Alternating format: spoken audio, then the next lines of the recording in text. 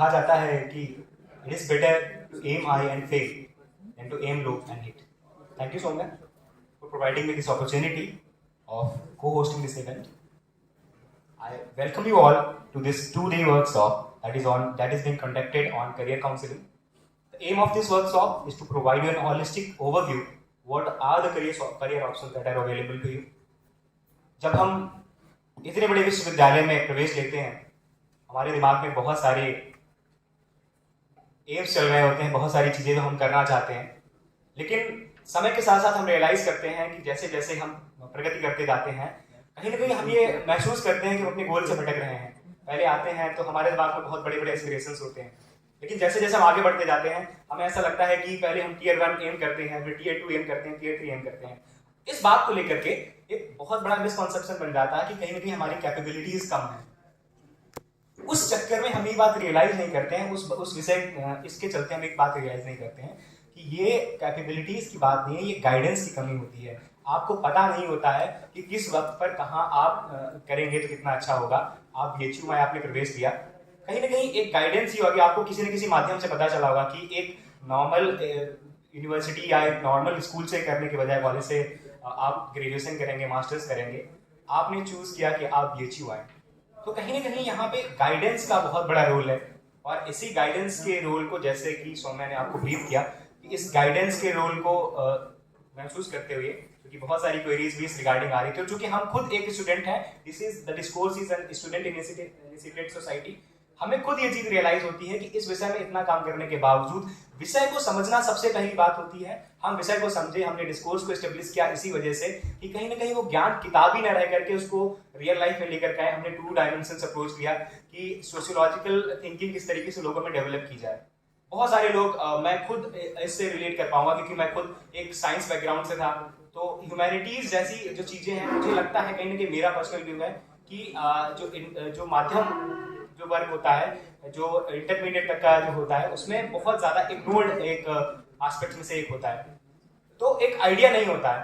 मैं सर्वप्रथम इस विश्वविद्यालय में आकर के ही मैंने जो है सोशियोलॉजी, पॉलिटिकल साइंस जैसे सब्जेक्ट से मेरा एक्सपोजर हुआ, तो इसकी कमी को महसूस करते हुए हम लोगों ने इस सोसाइटी को एस्टेब्लिश किया, जिसमें कि हम सोशियोलॉजिकल एस्पेक्ट कि किस तरीके से सोसाइटी काम करती है, किस तरीके से आसपास के हमारे फंक्शंस हो रहे हैं, उसको रियलाइज करते हुए, और 2 डायमेंशन अप्रोच हमने लिया कि किस तरीके से जो आसपास के इवेंट्स चल रहे हैं, उन इवेंट्स को कैसे हम को रिलेट करते हैं, कैसे हम उनसे रिलेट करके कि जो हमारा स्टडीज वाला जो है और पोर्शन और जो हमारा रियल लाइफ का, उसको कैसे करते हैं। चलिए इस विषय पे थोड़ा आगे बढ़ते हैं। हमने इस वर्कशॉप के पर्पस को जान लिया है, अब आगे बढ़ते हैं इसके शेड्यूल के साथ में। आज हमारे पास 3 सब्जेक्ट जो हैं जिनकी करियर काउंसलिंग होने को है। सर्वप्रथम हमारे पास है पॉलिटिकल साइंस। डॉक्टर वाकिशा सुमन मैम हमारे बीच हैं, जो कि आप सब लोगों को आपकी क्वेरीज को आंसर करेंगी और आपको इसमें प्रदर्शित करेंगी। उसके बाद हमारे पास डॉक्टर सीमा रानी मैम, जो कि ज्योग्राफी से रिलेटेड क्वेरीज को एड्रेस करेंगे। और then we have doctor CV अधिकारी सर, जो कि डिस्कोर्स के साथ बहुत समय से जुड़े हुए हैं, कांस्टेंट गाइडेंस अपनी प्रोवाइड करते रहे हैं, तो वो भी एड्रेस करेंगे आगे चलते हुए। इसी के साथ मैं आपको बताना चाहूँगा कि कल हमारे पास 3 सब्जेक्ट्स और हैं, दैट इज साइकोलॉजी और उसके साथ इकोनॉमिक्स भी हमारे साथ बहुत ज़्यादा जो है देखने को मिलेगा। तो आगे बढ़ते हैं इसके साथ साथ। अब चूंकि बहुत ज़्यादा समय हो रहा है और मैं चाहूँगा कि थोड़ा सा हमारा कार्यक्रम भी विलंब के साथ शुरू हुआ है, तो मैं चाहूँगा कि हम लोग अपने मेन कार्यक्रम की तरफ बढ़ें। इससे पहले मैं आपको इस कार्यक्रम के स्ट्रक्चर के साथ अवगत कराना चाहूँगा, दैट इज कि सर्वप्रथम हमारे माननीय प्रोफेसर जो भी हैं वो एड्रेस करेंगे, और उस एड्रेस के बाद में एक क्वेश्चन आंसर सेशन होगा। क्वेश्चन आंसर्स फॉर कन्वीनियंस, हमने ज्यादातर क्वेश्चन आंसर्स आपसे ऑलरेडी ले लिए हैं थ्रू गूगल फॉर्म्स। उसके अलावा आप लोगों को चिट प्रदान की जाएंगी, जिससे जो है आप लोग उन क्वेश्चंस को हमारे तक पहुंचा सकते हैं, और through the host of the program वो जो क्वेरीज हैं, पर्टिकुलर क्वेरीज, वो आपको दी जाएंगी, पहुंचाई जाएंगी। और तीसरा माध्यम जो है, अगर आपको फिर भी लगता है कि आपकी क्वेरीज पूरी तरीके से एड्रेस नहीं है, तो फिर हम अलाउ करेंगे 2 questions in offline medium just to avoid the chaos, but still अगर आपको लगता है कि आपकी क्वेरी इज वर्थ इट, तो हम उसे जांच लेंगे। तो सबसे पहले शुरू करते हैं, क्योंकि मुझे लगता है अब समय हो चुका है, तो शुरुआत करते हैं पॉलिटिकल साइंस सब्जेक्ट के साथ में। आप लोगों को रियलाइज हुआ होगा कि political science is one of the most followed domains of graduation period. ऐसा होता है कि कहीं ना कहीं मैं इसके पीछे रोल मानता हूँ कि हमें थोड़ा बहुत एक्सपोजर मिला होता है, लेकिन वो बहुत ज़्यादा फॉरवर्ड है। लेकिन मैं खुद एक पॉलिटिकल साइंस का स्टूडेंट हूँ, मैं I am a political science enthusiast, और उससे मैं रिलेट कर पाता हूँ कि किस तरीके से सब्जेक्ट में बहुत ज़्यादा मुझे क्लैरिटी मैं लेने के वेज ढूंढता रहता हूँ कि किस तरीके से प्रोफेसर मैम कितने अच्छे से मैं समझा पाएंगी, या फिर जो है वेरियस सोर्सेस के थ्रू मैं कितनी नॉलेज ले सकूँगा। But I realized at this point of time I'm standing here hosting this workshop for these subjects, but still I'm not clear about कि मुझे कितना मैं क्या क्या मेरे करियर एस्पेक्ट्स हैं, किस तरीके से मैं कैपिटलाइज कर सकता हूँ कि DHU जैसी एक रेनॉन्ड यूनिवर्सिटी में पढ़ के भी मैं किस तरीके से आगे बढ़ सकता हूँ। तो इन्हीं क्वेरीज को आंसर करने के लिए हमारे पीछे doctor Vagisha Suman ma'am. Doctor Vagisha Suman ma'am assistant professor हैं department of political science in DHU। उसके साथ साथ उन्होंने PhD और MPhil किया हुआ है JNU से, and I am really proud to announce कि उन्होंने मास्टर्स भी यहाँ से कंप्लीट किया विद अ गोल्ड मेडल। तो clap.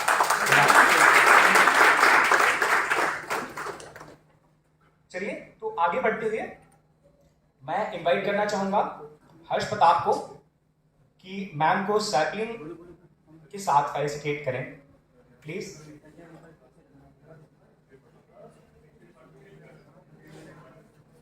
Harsh Pratap, please come up on the stage. चाहूंगा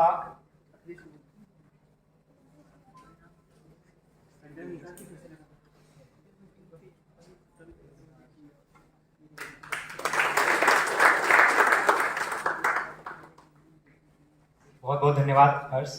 thank you ma'am for being with अस।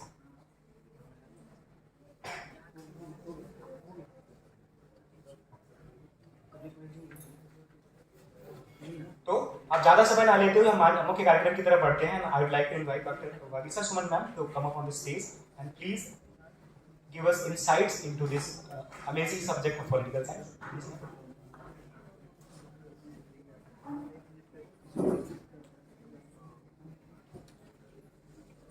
बहुत बहुत धन्यवाद स्टूडेंट्स सौम्या और Akhilesh, if I am not wrong.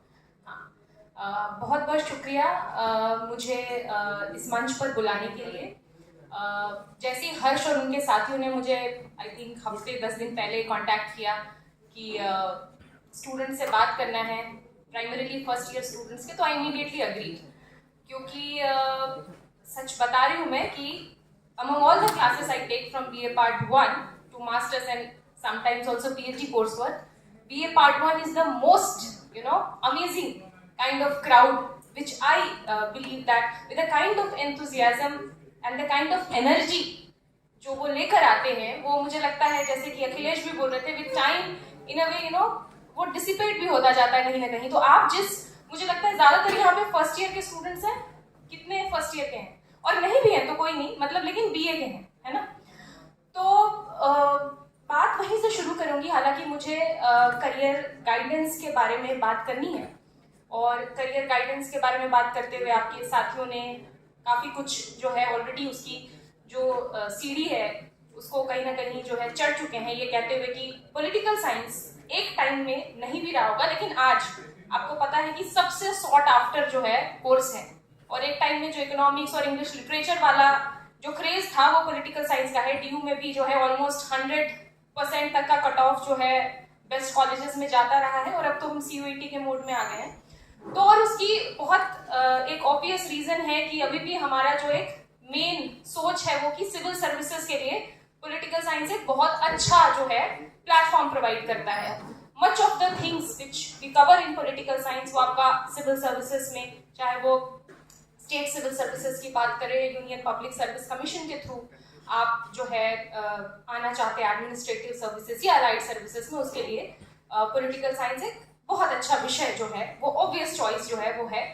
तो वो तो है ही, और मुझे लगता है कि उस माइंडसेट में हम सब जो है रहते भी हैं। लेकिन इम्पोर्टेंट ये है कि जब मैं आपके एज ग्रुप को सोचती हूँ, और मैं आज से 15 साल पहले आपके वाले फेज में थी ठीक इसी यूनिवर्सिटी में जब मैं BA करने आई थी, ठीक है, तो I have seen all that phase. और मतलब 3-4 जो करियर चॉइसेस हमारे टाइम में भी होते थे, उनमें एक तो चलिए ठीक है अगर आप एकेडमिक्स करते हैं, and let me tell you कि एकेडमिक्स कितने लोग जो हैं प्रोफेसर बनना चाहते हैं, मतलब ठीक है, मुझे लगता है कि 40 है, उसमें से 5-6 हाथ हमें दिख रहे हैं।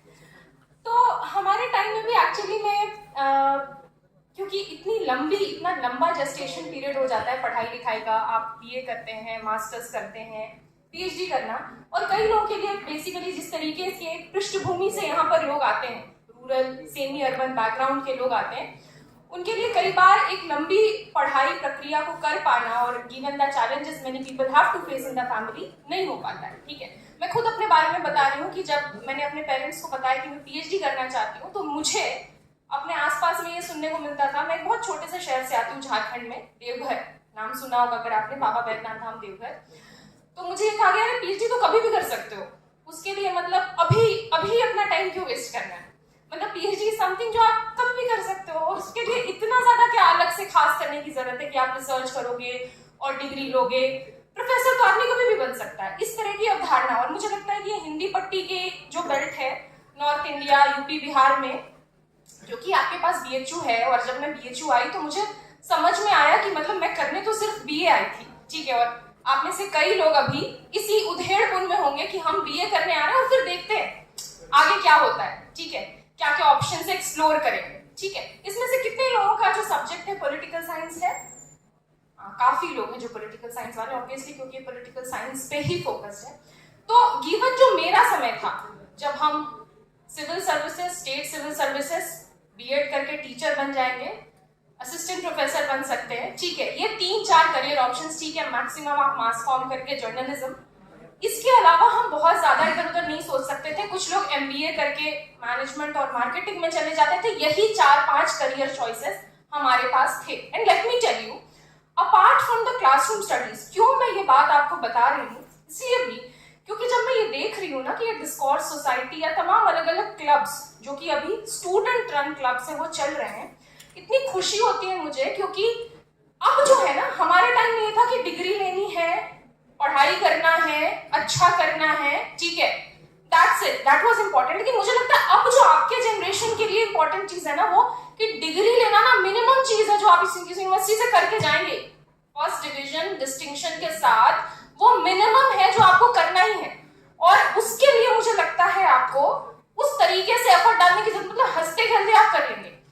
जो डिग्री लेने के अलावा वाला पार्ट है ना, कि सोचना कैसे है, लिखना कैसे है, बोलना कैसे है, ये वो स्किल्स हैं जो आपको इन 3-4-5 साल, अगर आप मास्टर्स करते हैं, नहीं तो इन 3 सालों में जो आपको सीखना है, और उसके लिए आपको प्रयास करना होगा। वो सिर्फ टेक्स्ट बुक से या क्लासरूम से आप सोचेंगे 1 घंटे में टीचर आपको आके गुट्टी पिला के चला जाएगा, नहीं, ये नहीं संभव है। एक ऐसे, आपको पता है कि हम भी एक अलग तरीके परिवेश में काम करते हैं। मेरी क्लास में अभी हाल तक बीए पार्ट 1 में अगर कोई मेरी क्लास 130-40 बच्चे बैठ रहे थे, मैं बता रही हूँ, ठीक है, सेक्शंस है, बट 100 से लेके 125 बच्चे होते हैं क्लास में, ठीक है।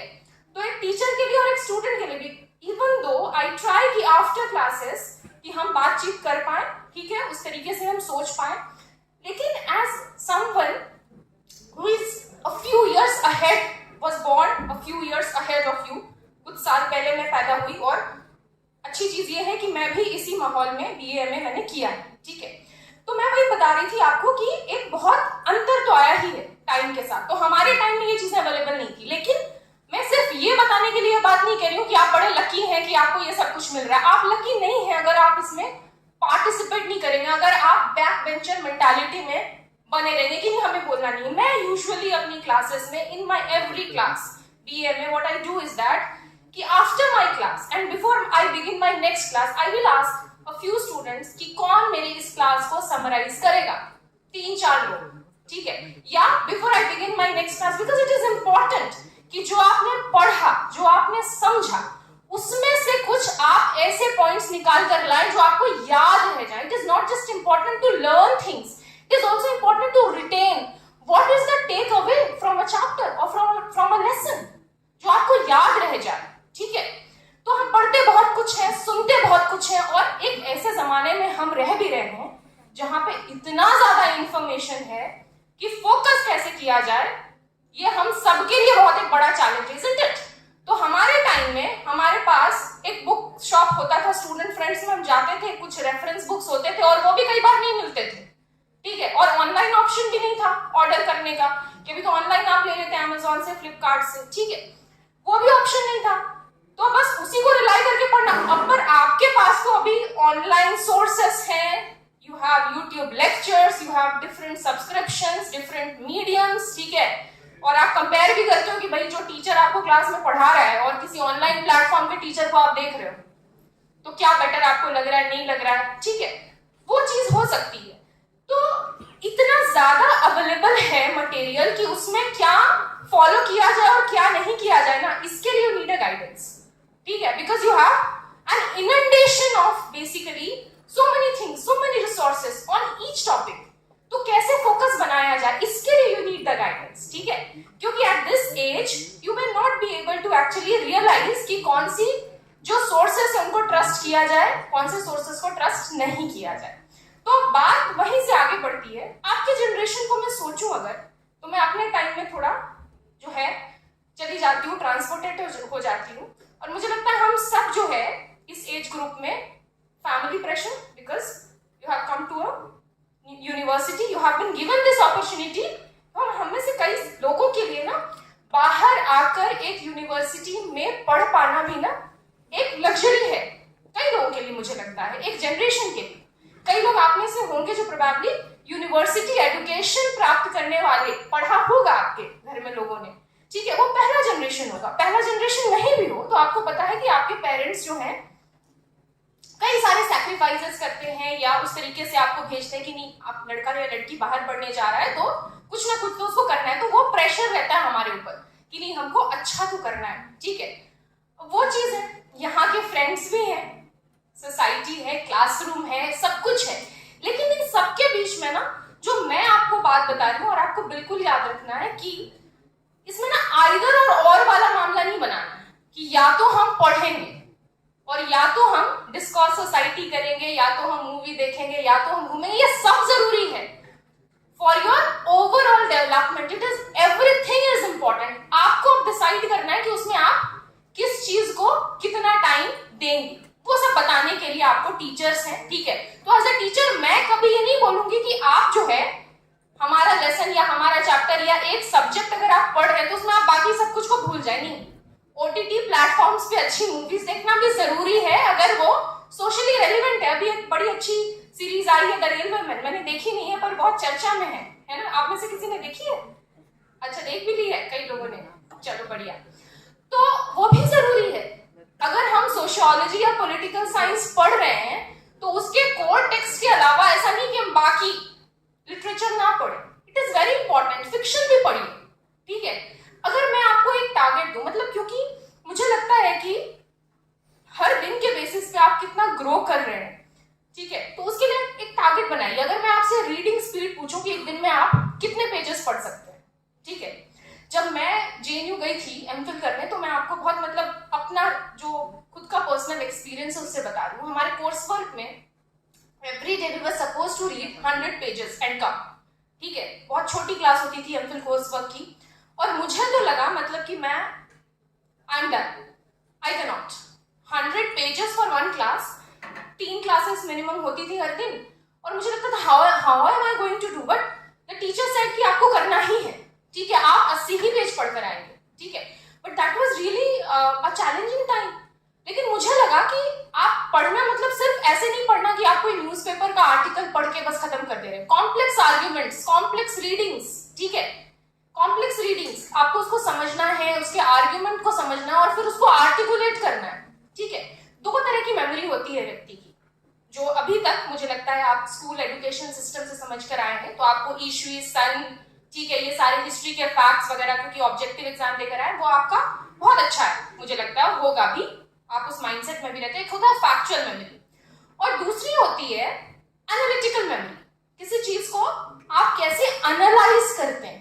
तो मैं बिलीव करती हूँ कि आपके एज ग्रुप में ना फैक्चुअल मेमोरी ऑलरेडी आपकी अच्छी है, जो आपको डेवलप करना है ना वो आपको आपकी थिंकिंग कैपेसिटी डेवलप करनी है। आपकी जो एनालिटिकल मेमोरी है उस पर आपको काम करना है कि कैसे ना सिर्फ फैक्ट को, आप देखेंगे कि जो एग्जाम में आजकल सवाल भी आ रहे हैं ना, आप 10-20 साल पहले का सवाल पैटर्न उठाकर देख लीजिए, सिविल सर्विसेज का और यूजीसी नेट का, और जो भी आपके एग्जाम मतलब इमीडिएट आपको लगता है आप सीडीएस का, और आप अब के जो सवाल के पैटर्न है वो निकाल कर देखिए, आप देखेंगे कि उनमें एक डिफरेंस आपको दिखेगा। पहले जो है फैक्ट्स बेस्ड जो है लर्निंग पे ज्यादा फोकस था और अब जो है कंसेप्चुअल लर्निंग पे ज्यादा फोकस।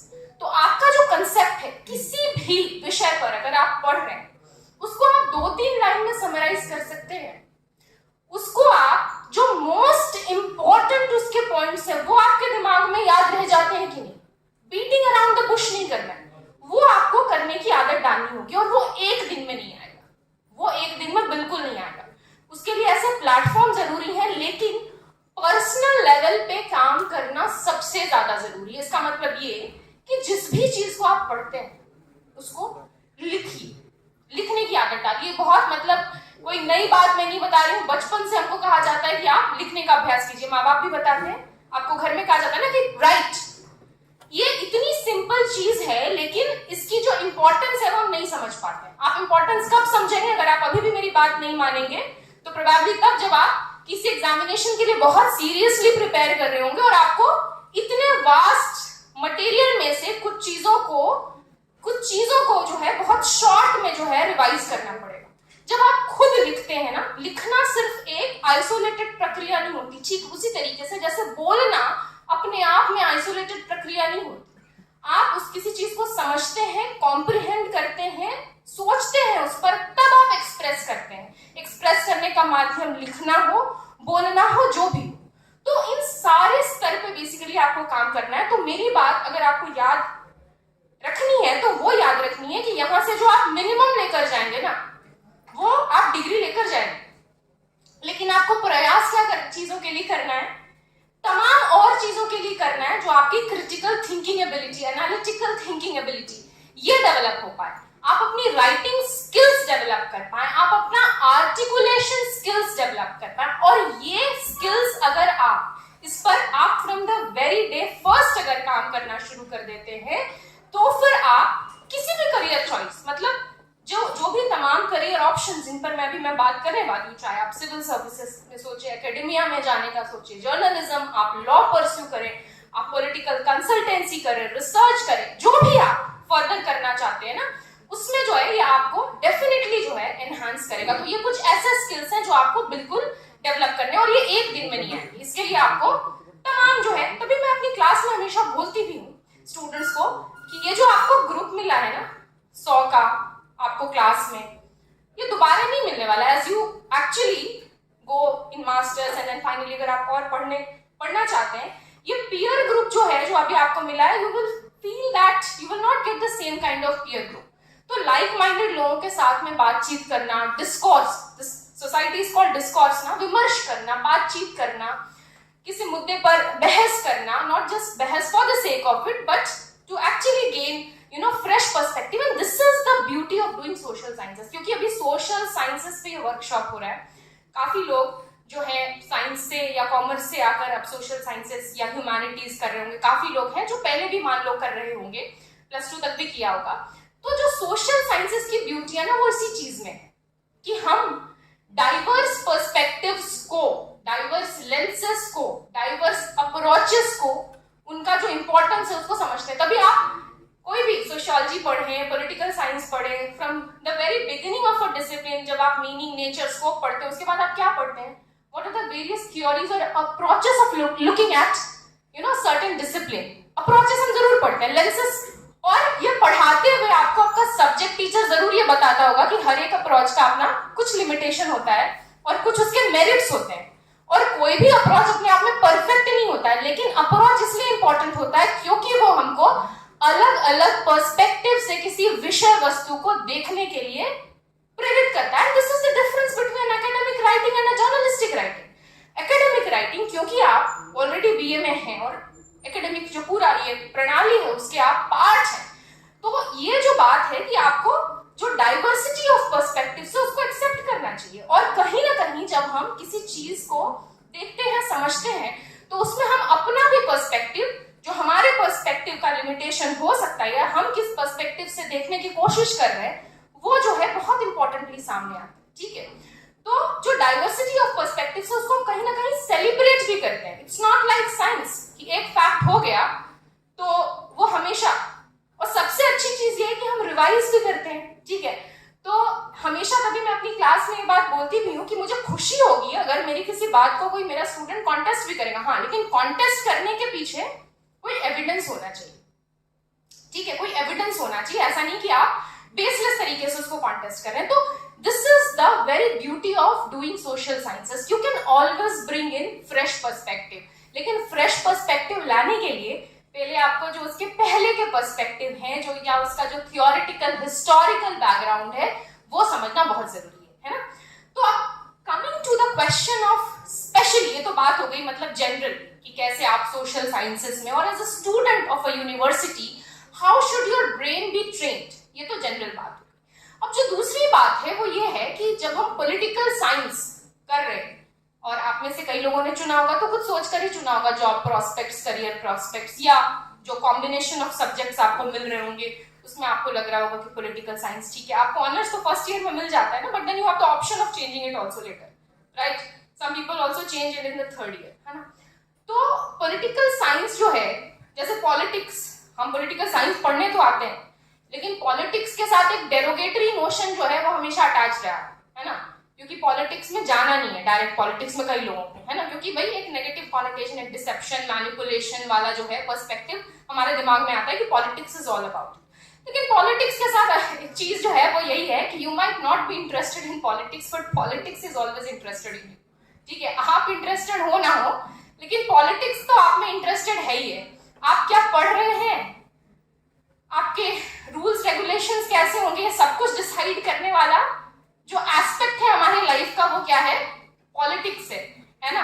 तो पॉलिटिक्स का जो डेफिनेशन है हम अपनी क्लास में पढ़ते भी हैं, जो लोग पॉलिटिकल साइंस वाले हैं, तो दो तीन तरीके से जानते हैं कि पॉलिटिक्स वो स्फीयर है जो कि क्या कर सकता है, legitimate use of physical compulsion करवा सकता है, right. It is the only sphere of human life जहां पर ये हो सकता है, ठीक है। अथॉरिटेटिव एलोकेशन ऑफ वैल्यू कर सकता है, उसके पास अथॉरिटी है कुछ चीजों को सर्टेन तरीके से करवा ले जाने की, except for the Marxist perspective जो इस चीज पर यकीन नहीं करता। वो कहता है कि नहीं, पॉलिटिक्स भी किससे गवर्न होता है, इकोनॉमिक्स से गवर्न होता है, मटेरियल फोर्सेस से गवर्न होता है। और तभी आज हम पॉलिटिकल इकोनॉमी की बात करते हैं कि सिर्फ पॉलिटिक्स को उसके आइसोलेशन में हम नहीं समझ सकते, we have to talk about transdisciplinary, interdisciplinary approach and all, ठीक है। तो ये सारी चीजें हैं। अब जो बहुत बेसिक चीजें जिससे आपका जो है कोर्स भी स्टार्ट होता है, आप जस्टिस का सिद्धांत पढ़ते हैं, लिबर्टी, इक्वालिटी, ये सारे आइडियाज जो मतलब कई बार आपको लगता होगा बड़ा एब्स्ट्रैक्ट है। अगर मैं एक चीज, जैसे कि मैं अपनी क्लास में नॉर्मली कहती हूँ कि अगर मैं एक चीज बोलूं लिबर्टी का आइडिया पढ़ाते हुए कि आप सब फ्री तो है अपने आप पढ़ने के लिए, ठीक है, you are free to actually, और you are at your liberty to choose your career, are not you. You have been admitted in a university, you are doing a course in social sciences, you are being taught by the faculty members, right? You are fulfilling the requirements of the basic curriculum, which is the mandate of the university, and you are at liberty to actually do or not do, perform or not perform well. This is your liberty. अगर आप नहीं कर रहे हैं तो you are not exercising your liberty.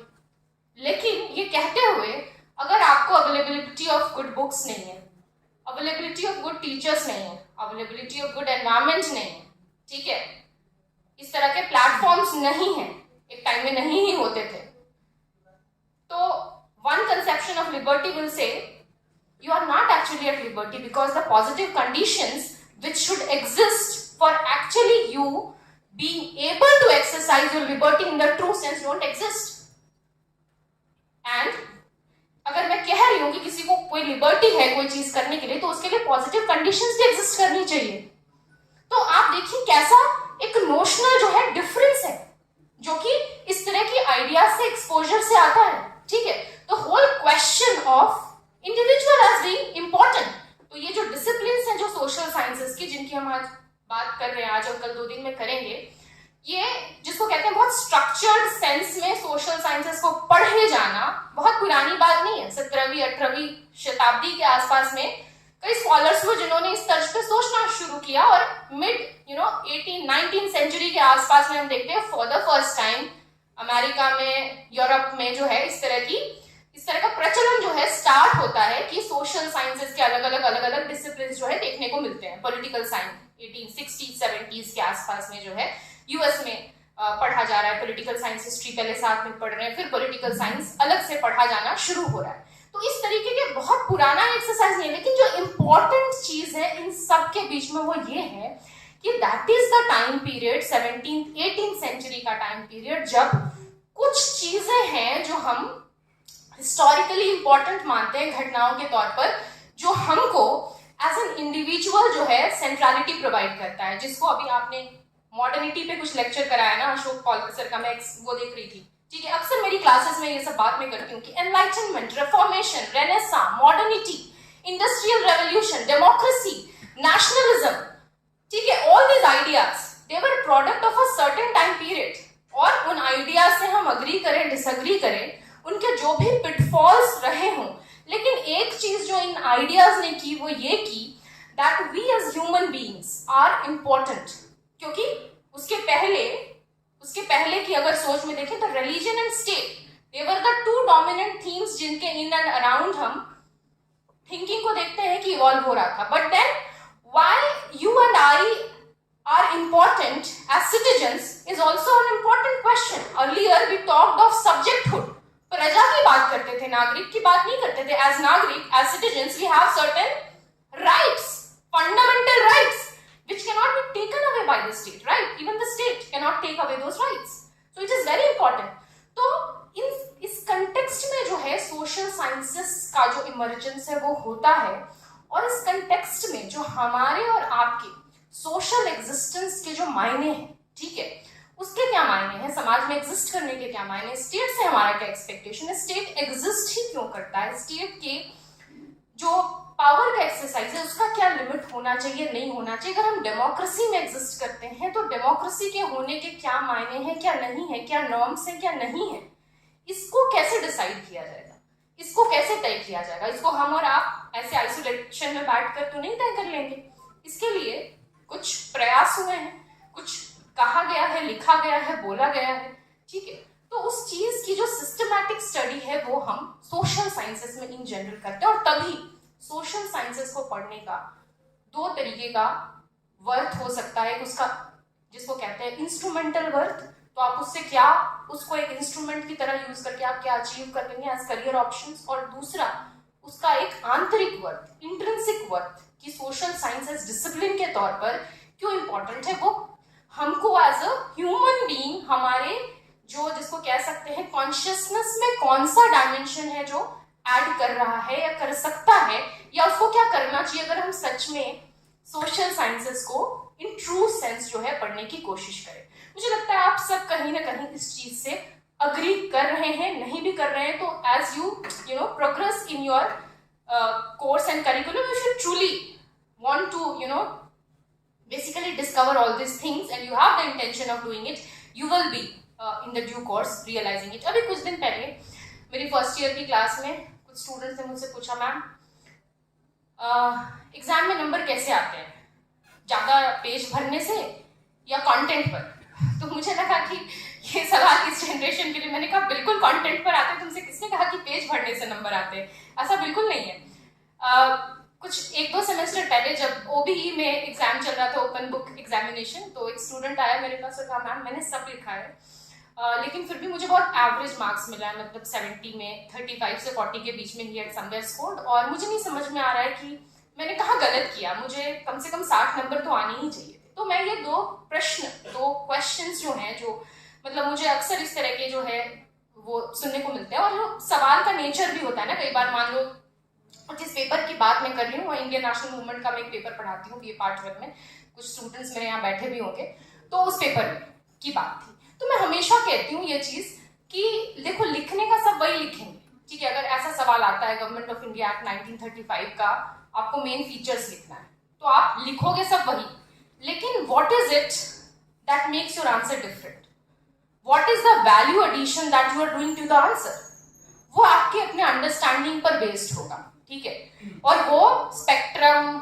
या लक्ष्मीकांत या विपिन चंद्रा या इग्नू नोट्स को ही सिर्फ पढ़ने से नहीं आएगा, वो आपकी जो कॉम्प्रिहेंसिव, अगर आपने क्लासेस अटेंड की हैं ट्रूली और क्लासेस ढंग से चली हैं, या आपने किसी चीज को समझा है, तो आप how do you introduce your answer, ठीक है, व्हाट इज दैट डिफरेंस, ठीक है, that you are making from the other answers, वो बहुत इंपॉर्टेंट होता है।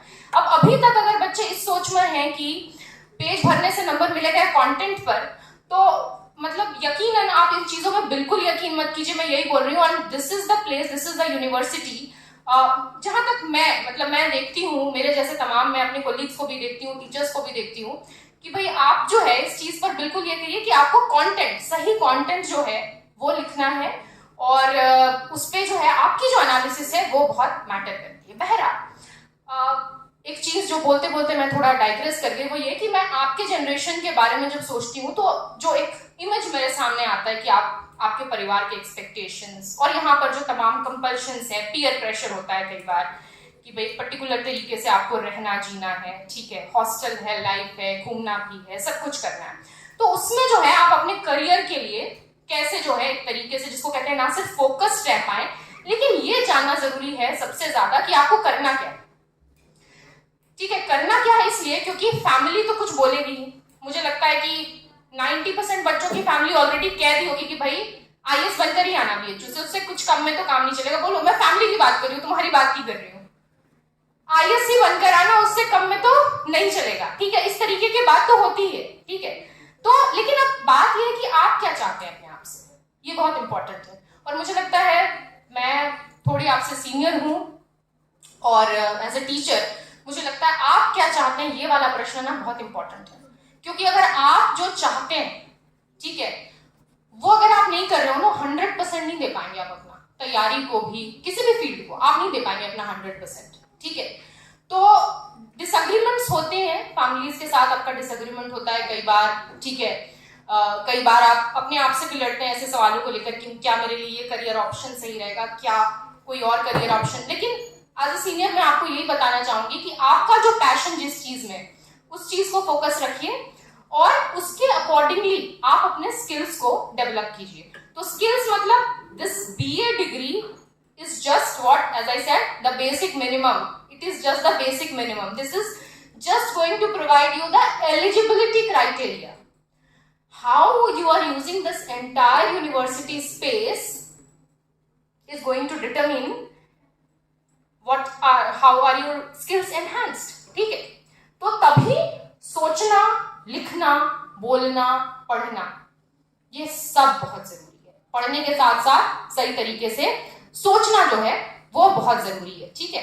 तो जब मैं दो चीजें एक्चुअली बार बार दो टर्म्स यूज कर रही हूँ, क्रिटिकल थिंकिंग और एनालिटिकल थिंकिंग यूज कर रही हूँ ना, क्रिटिकल थिंकिंग और एनालिटिकल थिंकिंग, क्या मतलब होता है इसका, क्रिटिकल थिंकिंग और एनालिटिकल थिंकिंग, ठीक है। तो जब क्रिटिकल थिंकिंग बोलते हैं ना, तो जो भी चीजें हम देख रहे हैं, समझ रहे हैं, जो हमारे सामने भी विषय वस्तु आ रहे हैं, उसको जो है सिर्फ उसके फैक्चुअल अपीयरेंस से नहीं, मतलब देखकर उसके पीछे की क्या पृष्ठभूमि हो सकती है, उसके पीछे का क्या पॉलिटिक्स हो सकता है, इस तरीके से जो उस पे सोचना, एनालाइज करके चीजों को देखना। Analytical thinking, what does it mean? You do not take the facts or given information as it come to you, right? And we live in a time when we know that the news is also created, it is also manufactured, right? So it is very important as students to be able to actually decipher that the kind of content which is coming to us is right, or is coming from the right kind of sources or not. For that one has to train one's brain and mind accordingly.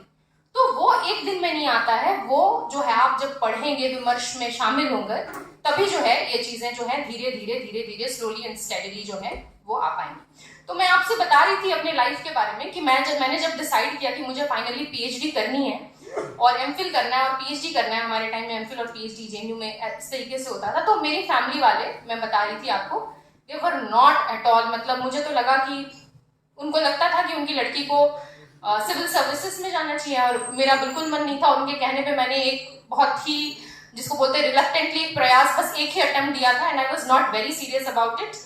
तो और मेरा बिल्कुल मन नहीं था। तो मेरे घर पे मुझे याद है मेरे पेरेंट्स के साथ मुझे काफी, जिसको बोलते हैं कि एक तरीके का, जिसको कहते हैं कि मतभेद वाली स्थिति उत्पन्न हुई थी। काफी दिन तक मैं दुखी थी, वो दुखी थी, ऐसे ऐसे चला।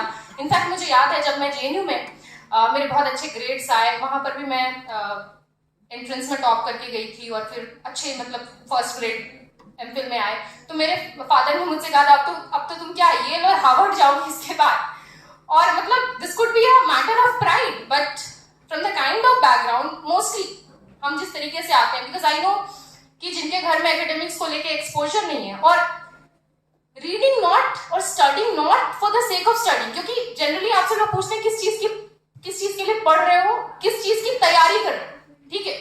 ये नहीं कि आप पढ़ रहे हैं पढ़ने के लिए या पढ़ रहे हैं इसलिए क्योंकि वो जरूरी है या इसलिए क्योंकि वो आपका पैशन है। ये चीज मुझे लगता है बहुत कम हो पाता है, बहुत कम हो पाता है, क्योंकि सिर्फ आपको अच्छा लगता है इसलिए आप पढ़ रहे हैं, क्योंकि सिर्फ आपको लगता है कि उससे आप सीख रहे हैं या उससे आपका स्किल एनहांसमेंट हो रहा है। ये चीज बहुत कम सोच है, अभी भी बहुत कम सोच है, ठीक है। तो आपको ना इन चीजों के लिए मुझे लगता है कि you have to make space for your self, your ideas. अगर आपको पढ़ना लिखना पसंद है, हो सकता है काफी लोग इसमें से सिर्फ डिग्री लेने आए हो, ठीक है। और डिग्री लेके मैं ये नहीं कह रही हूँ कि फिर कई लोगों को कंपटीशन करना है और कॉम्पीट करके एग्जाम्स निकालना है, वो भी बहुत अच्छी बात है, करना चाहिए। वो एक मतलब जिसको कह सकते हैं कि शॉर्ट ड्यूरेशन में एक अच्छा करियर ऑप्शन बनाने का बहुत अच्छा पाथ है। लेकिन ये सारे रास्ते, चाहे वो सिविल सर्विसेज की तरफ जाएं आप, चाहे आप एकेडमिक्स में जाएं, आप टीचर बनना चाहते हैं, या आप पॉलिटिक्स को एक अदर सीरियस प्रोफेशन की तरह, जिस तरीके से आजकल पॉलिटिकल कंसल्टेंट का, पॉलिटिकल रिसर्च एनालिस्ट का, ठीक है, यहाँ तक कि इलेक्शन मैनेजर्स वगैरह के भी पोर्टफोलियो जो है आजकल बहुत डिमांड में है, ठीक है। और उसके लिए स्पेशली जो है पढ़ाई भी हो रही है कई जगहों पर। तो उसके लिए इन सब चीजों के लिए जो certain kind of skill set जो चाहिए, वो सारा आपका critical analytical problem solving approach, good articulation skills, communication skills, good writing skills, ये सारा जो डेटा सेट जिसको बोलते हैं ना, जो रिक्वायरमेंट है, ये उसी से आता है। और ये एक दिन में अचीव होने वाली बात नहीं है। तो अगर आप फर्स्ट ईयर में हैं तो अभी से just make your mind work in a fashion that you have to achieve these 5-fold goals, which are not just to pass the university exam or just stop the exam, but वो हो जाएगा। You have to work on these goals. These goals यही जो लक्ष्य हैं जो आपको याद रखने, ठीक है। और तभी जो है आप खुद कोशिश कीजिए कि आप अपने क्लासरूम स्पेस को भी ऐसा स्पेस बनाइए, डिस्कर्सिव स्पेस बनाइए, जहां पर आप तमाम चीजों पर बात कर सकें, ठीक है। तो क्योंकि हमारे क्लासेस का लिमिटेशन भी होता है, जब हम 100-125 के लॉट के बीच में बैठे हैं तो हम हर एक स्टूडेंट को अवसर नहीं प्रोवाइड कर सकते वहां पर कि बोले, ठीक है। लेकिन आप you can snatch the opportunity, ठीक है। तो आप ज्यादा से ज्यादा कोशिश कीजिए। दूसरी एक इंपॉर्टेंट चीज जो बहुत इंपॉर्टेंट है, जो हमारे टाइम में हमें नहीं बताई गई थी, बहुत बाद में जाकर वे realise, networking, right. Most of you are already on LinkedIn probably, और अलग जो भी आपके अलग अलग ट्विटर या इस तरह के जो भी प्लेटफॉर्म्स हैं, not just through online platforms, but also आप किसी सेमिनार में जाते हैं, ठीक है, किसी वर्कशॉप में जाते हैं, और बीएचयू जैसे यूनिवर्सिटी में you have ample platforms. Actually में कोरोना के बाद जो एक स्लगिशनेस आया है पूरी दुनिया में, और एक जो लल आया, उस वजह से काफी बारी आप देख रहे होंगे, क्योंकि आप उसके बाद के ठीक बाद के बैच हैं। हार्डली मुझे लगता है 1-1.5 साल पहले we are back into the full offline mode, उसके पहले हम थोड़ा हाइब्रिड चल रहे थे। तो try to grab those opportunities. अगर आपके दिमाग में कोई सवाल आता है तो जरूर पूछिए, मेक योर प्रेजेंस फेल्ट, ठीक है। कभी ये मत सोचो कि जो मैं सोच रहा हूं वो बड़ा कॉमन सेंसिकल है या वो पूछने लायक है भी या नहीं। No, you should not. You never know from what perspective may be you are adding something to the floor, ठीक है। हर एक व्यक्ति का एक अपना बैकग्राउंड, पृष्ठभूमि होता है। तो कोई छोटा से छोटा सवाल भी, make your intervention, it is important. Social sciences की यही बात है कि एवरी पर्सपेक्टिव काउंट्स, ठीक है। तो आप, किसी ने अभी बोला ना पूछते हुए, Saumya raised a very important question कि बीएचयू क्यों आए। तो समवन सेड कि भाई हमें लगता है कि जिस रूरल पृष्ठभूमि से हम आते हैं वहां पे बहुत संकीर्ण पैरोकियल सोच है, and I will get to know, I will be expose to a diversity of culture, diversity of people, diversity of opinion, which will probably enhance my own personality. That was a very good point. Not just to take a degree. Degree तो आपको कहीं से भी मिल जाएगी. Why did you come to a place like Banaras Hindu University? ठीक है. So this is important. तो बच्चों, मेरा मतलब यही कहना है आपसे कि डिग्री के अलावा, डिग्री आप कर लोगे, उसके लिए आप पढ़ो, प्रयास करो, लेकिन पढ़ने की आदत डालो, ठीक है। और अपने आंख कान खुले रखो। घूमते भी हो ना तो just get aware of your surroundings. किसी जगह पर गए, वहां का क्या सिग्निफिकेंस है, ठीक है, किस तरीके से उस जगह का एवोल्यूशन हुआ है। आई मीन छोटी छोटी चीजें जो आपको हर दिन के लिए ना, जिसके लिए एफर्ट नहीं बनाना पड़ेगा, उसके लिए just have to keep your mind and eyes open. तो इस तरीके से जो है ना, और एक और बात जो बहुत इंपॉर्टेंट है कि अपनी रीडिंग स्पीड उसको बढ़ाओ। अगर अभी आप एक दिन में 20 पन्ने पढ़ते हो, उसको 50 कर लिया, ठीक है। महीने में कोशिश करो 4 से 5 किताबें टेक्स्ट बुक के अलावा पढ़ जाओ। एक महीने में 5 किताबें पढ़ी, साल में 60 पढ़ जाओगे। सोचो 3 साल में अगर तुम 180, और ये बहुत मिनिमम टारगेट मैं बता रही हूँ, 150 भी पढ़ गए, फिक्शन नॉन फिक्शन मिलाकर, what a value addition. Not just sociology, not just history, not just political science, not just psychology, rather 150 books of different genres. Literature हो सकता है, non fiction हो सकता है, कुछ भी हो सकता है वो, ठीक है। On that note, I have 2 very special recommendations for you. One of my favorite authors, Harman हेस नाम है उनका, जर्मन राइटर है, नोबेल प्राइज विनर भी है। उनकी किताब है जो मैं काफी अपने फ्रेंड्स को एक टाइम में गिफ्ट किया करती थी, सिद्धार्थ नाम है, ठीक है। तो मतलब ऐसा नहीं कि बिल्कुल एकेडमिक बुक है, और मैं हमेशा मतलब प्रमोट भी करती हूँ कि एकेडमिक्स के अलावा why don't you take inspiration from literature. और एक और किताब जो मैं आपको रेकमेंड करूंगी वो है जैरेड डायमंड का जर्म्स, गन्स एंड स्टील, ठीक है, कि ह्यूमन एवोल्यूशन जो हुआ है, सिविलाइजेशंस का जो एवोल्यूशन हुआ वो किस प्रकार से हुआ है, ठीक है। सेपियंस वगैरह तो आप लोग I guess many of you पढ़े ही होंगे। Harari is a sensation, has been a sensation for quite a while. तो इस चीज अब देखिए, ये प्लेटफॉर्म है ना कि जरूरी नहीं आपको हर किताब खरीदनी पड़े, काफी आपको लाइब्रेरी में मिल जाएंगे, आपके टीचर्स के संपर्क से आप बोरो कर सकते हैं, और आपस में भी। Do you have a book society also running in social sciences? No, I have a recommendation, form something like a book club, ठीक है। बुक क्लब बनाने से ये होगा कि ठीक है, आपके जो भी आपके पास बुक्स हैं जो आप खरीद रहे हैं या लेकर आए हैं, आपस में आप एक्सचेंज करके उनको पढ़ें, ठीक है। जरूरी नहीं है हर कोई हर एक किताब खरीद ले, but then you have a target कि ठीक है, आपको जो है 1 महीने में इतनी किताबें पढ़नी है। और देखिए होता ये है ना कि आइसोलेटेड अगर आप लर्निंग करते हैं, और कई बार करना पड़ता है, जैसे यूपीएससी की अगर आप तैयारी कर रहे हैं बहुत सीरियसली, तो आइसोलेटेड आपको पढ़ना पड़ेगा, ठीक है, उसके बिना उपाय नहीं है। लेकिन हैविंग सेड दैट, वो एक सर्टेन लेवल का जिसको बोलते हैं आइसोलेशन, जैसे जब आप थीसिस लिख रहे होते हैं, पीएचडी कर रहे होते हैं, रिसर्च पेपर लिख रहे होते हैं, तो बड़ा एक लोनली एक्सरसाइज होता है वो लिखना, सोचना, पढ़ना। तो एक सर्टेन माइंडसेट में व्यक्ति रह के कर पाता है। लेकिन वैसे माइंडसेट में ना आप हमेशा नहीं रह सकते, that's not your normal course of life. पागल हो जाएंगे अगर आप बहुत लंबे समय तक ऐसे रहेंगे। तभी आप देखते हैं कई बार जब यूपीएससी एस्पिरेंट्स बहुत लंबे समय तक तैयारी के बाद बहुत हताश निराश हो जाते हैं, जब अगर बहुत सक्सेसफुल नहीं होते। तो इसी वजह से जो है आपको जो है इस तरीके के जो, जब मैं बुक क्लब्स वगैरह सजेस्ट कर रही हूँ, डिस्कॉर्स सोसाइटी है आपका जिसमें आपको पार्टिसिपेट करने के लिए मैं मोटिवेट कर रही हूँ, इस तरह के प्लेटफॉर्म्स में, तो आप जो है ना एक दूसरे से बहुत सीखते हैं। जो पीयर लर्निंग का जो जिसको कह सकते हैं ना, कि उसको आप अंडर एस्टिमेट मत कीजिए। Don't underestimate the importance और significance of peer learning. This is indeed very very very important. तो जिस तरीके से आप क्लासरूम लेक्चर्स को बड़े ध्यान से सुनते हैं, आप अपनी पढ़ाई को बहुत सीरियसली लेते हैं, हफ्ते में कुछ समय जो आप निकालिए डेफिनेटली, अगर आपके ऐसे कुछ मंच है, सोसाइटीज हैं, तो उसके थ्रू, या अगर आपको लगता है हॉस्टल में आपके कुछ पीयर है, लाइक माइंडेड लोग हैं जिनके साथ बातचीत विमर्श करके आप सीख सकते हैं। जेएनयू में जब हम थे तो वहां पे ये गंगा ढाबा या ढाबा कल्चर जो बहुत एक टाइम पे मतलब फेमस बात होती थी, और अभी भी है टू एन एक्सटेंट।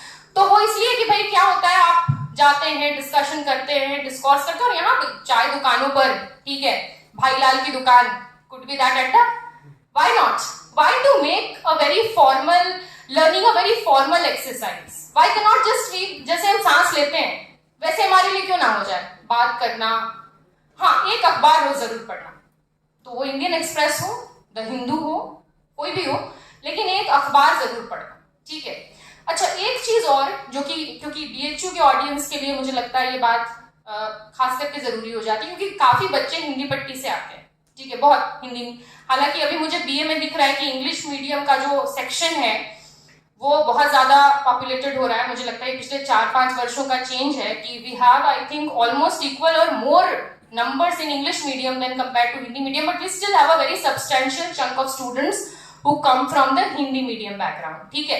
और हिंदी मीडियम वाले बैकग्राउंड के लोगों के लिए कई बार ये होता है मैम बहुत मैटर नहीं मिल रहा है, और क्योंकि हम जो रीडिंग्स भी कई बार देते हैं, रेकमेंड करते हैं, वो भी कई बार इंग्लिश में होते हैं, तो हिंदी एज अ माध्यम इंपॉर्टेंट है, आपकी भाषा है, उसको कीजिए, नर्चर कीजिए, लेकिन इंग्लिश से आप बच नहीं सकते। और फर्स्ट ईयर से ही बेहतर होगा कि आप उसको सुधारने की कोशिश करने लगे, करते रहें, और वो हो जाएगा, ठीक है। देखो इंपॉर्टेंट चीज है ना कि आप सुनो उसको, get to listen to good lectures in English, communicate in English, अच्छे से एक अखबार पढ़ लो अंग्रेजी का। तो इन सारी चीजों पर ना आपको काम करना पड़ेगा, चाहे ये जितने भी सिंपल सजेशंस लगे ना कि ये तो बड़े सिंपल कॉमन सेंसिकल सजेशंस है, इस पे आप नहीं काम करोगे ना तो मतलब ऐसे ही टाइम बीतता जाएगा, साल निकल जाएगा, 2 साल निकल जाएगा, 3 साल निकल जाएगा, BA pass from, BA honours from Banaras Hindu university. आप अपने आप को देखोगे आपने क्या सीखा, अचीव किया, आप खुद के से आप देखो कि from the time you came आपने कितने स्किल एनहांस किए, वो आप खुद जज कर पाओगे, ठीक है। तो इसीलिए इन सारी चीजों पर काम करना, और बिल्कुल लोड लेकर नहीं करना है, दिस शुड कम एफर्टलेसली, हंसते खेलते करना है।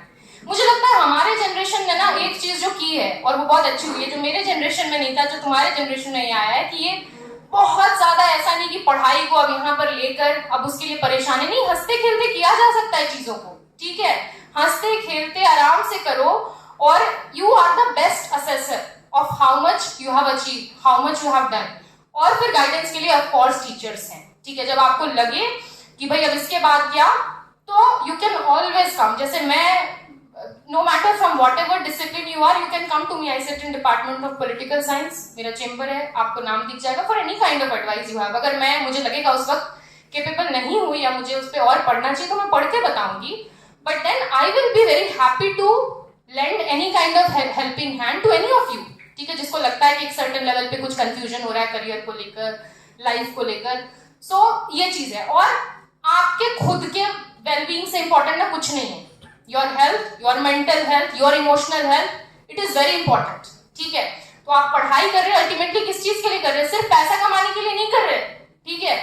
आपको उससे सेटिस्फैक्शन मिलना चाहिए, ठीक है, इसलिए नहीं कि सिर्फ आप एक नौकरी कर लेंगे, आपको उससे खुशी मिलनी चाहिए, ठीक है। तो वो एक प्रक्रिया के तौर पर होती है, ठीक है, और वो प्रक्रिया को आपको एंजॉय करना है, ठीक है। तो ये सारी चीजें। अब पॉलिटिकल साइंस के बारे में, क्योंकि स्पेसिफिकली अब मैं थोड़ा आती हूँ, तो जनरल बात हो गई कि किस तरीके से जो है आप करियर अपना देखते हैं सोशल साइंसेस के अंदर में। अब एक चीज और, क्योंकि इंडिया में ना अभी भी जो एक बायस है वो साइंस के लिए तो है कि जो बेस्ट जाता है वो कहाँ जाता है, साइंस में जाता है ना। और अगर मैं पूछूंगी आप में से कितने लोगों ने सोशल साइंस को फर्स्ट चॉइस की तरह से लिया, not second choice, third choice? Wow, I am so happy to see, I think 80 to 90% students, very good. तो नॉट जस्ट बिकॉज, क्योंकि मैं बता रही हूँ, मेरे साथ में दूसरा वाक्य जो आपके साथ शेयर कर रही हूँ, +2 तक I did physics, chemistry, maths, ठीक है। 10th में अच्छे नंबर आए, +2 में ये किया, एंड +2 में करते करते आई फेल्ट दैट, क्योंकि सोशल साइंसेस नहीं पढ़ना था, हिस्ट्री नहीं पढ़नी थी, सिविक्स नहीं पढ़नी थी, तो आई यूज्ड टू फील कि मेरा सब्जेक्ट ना मुझे बहुत ड्राई लग रहा है, सिर्फ मैथ्स फिजिक्स। आई डिसाइडेड मुझे सोशल साइंसेस करना है। और मेरे टाइम में ना अगर आप एक अच्छा स्टूडेंट हो और आप सोशल साइंस और ह्यूमैनिटीज करते हो तो लोग आपको ऐसे देखते थे, मतलब why are you doing a simple BA, ठीक है। तो I used to like argue कि क्यों भाई बीए कर लिया तो क्या हो गया, ये मतलब कोई तौहीन वाली बात हो गई। तो लेकिन आज भी जो है ना इंडिया में एक वो खास करके एक मिडिल क्लास मेंटालिटी है कि अगर आप बीए या सोशल साइंसेस ह्यूमैनिटीज कर रहे हैं तो आप प्रोबेबली साइंस के लिए बहुत फिट नहीं थे। ऐसा थैंकफुली अब नहीं, ठीक है, थैंकफुली अब नहीं है। मुझे बल्कि ये लगता है कि सोशल साइंसेस अगर आपने अच्छी तरीके से किया है तो आप चीजों को, आपकी हिस्ट्री को, आपकी रियलिटी को, सोशल पॉलिटिकल रियलिटी को जिस तरीके से समझ सकते हैं इन ट्रू सेंस, प्रोबेबली आप नहीं समझ सकते अगर आपने सोशल साइंस नहीं किया। अगर आपने किया है ट्रू सेंस में उसको समझने की कोशिश की है, सिर्फ डिग्री लेने की कोशिश नहीं की है तो, ठीक है। क्योंकि लाइफ के कई एस्पेक्ट्स जो है वो आपके सामने खुलते हैं। क्यों, क्या वाला, सिर्फ क्या का प्रश्न नहीं, कैसे का प्रश्न, क्यों का प्रश्न, ठीक है। क्योंकि कई सारे ऐसे सवाल है ना बच्चों जो पेरेनियल इंपॉर्टेंस के सवाल हैं, जो कि कभी भी अपने इंपॉर्टेंस में ना खत्म नहीं होंगे, चाहे हम कितने भी एडवांस्ड हो जाएं। तो आज हमारे सामने technological disruption, artificial intelligence, climate change, ये सारे कैसे बहुत हीटेड मुद्दे हैं ना, बहुत जिनको हम देखते हैं कि एकदम ऐसे चैलेंजेस है जो ह्यूमैनिटी को एकदम बिल्कुल चैलेंज पे ले आए। भाई एआई आने के बाद हमारा क्या सिग्निफिकेंस रह जाएगा, हम कैसे कंट्रीब्यूट कर पाएंगे, हमारे सोचने बोलने का कोई मीनिंग है जब चैट जीपीटी निकाल ही दे रहा है, कुछ भी उसमें दे दो निकल कर आ जा रहा है, उसका कोई सिग्निफिकेंस है? ये सारी चीजों पे हम सोचते रहते हैं, लेकिन है सिग्निफिकेंस, क्योंकि ह्यूमन थिंकिंग को रिप्लेस नहीं कर सकता आर्टिफिशियल इंटेलिजेंस, नहीं कर सकता। उसको रन करने वाला ना फिर भी ह्यूमन बीइंग ही होगा, ठीक है। तो उन चैलेंजेस के लिए हम अपने आप को कैसे प्रिपेयर कर रहे हैं, ठीक है, it is very important. And that is why जितना मेरे जनरेशन में इंपॉर्टेंट नहीं था ना सोचना, लिखना, बोलना, पढ़ना, वो आपके जनरेशन के लिए ना कहीं ज्यादा गुना ज्यादा इंपॉर्टेंट हो गया ये सारी चीज। कोई भी डिसिप्लिन आप पढ़ रहे हो, ठीक है, तो वो चीज जो है आपको काम करना पड़ेगा उस पर, ठीक है। और उनके अलग अलग माध्यम हैं, इन चीजों पे बात की। अब जो है पॉलिटिकल साइंस, सिविल सर्विसेज जो फर्स्ट ऑप्शन, आप में से कई लोगों ने लिया भी इसलिए होगा क्योंकि एक सब्सटैंशियल पार्ट ऑफ जीएस और मेंस के लिए बहुत इंपॉर्टेंट विषय के तौर पर political science and international relations आता है।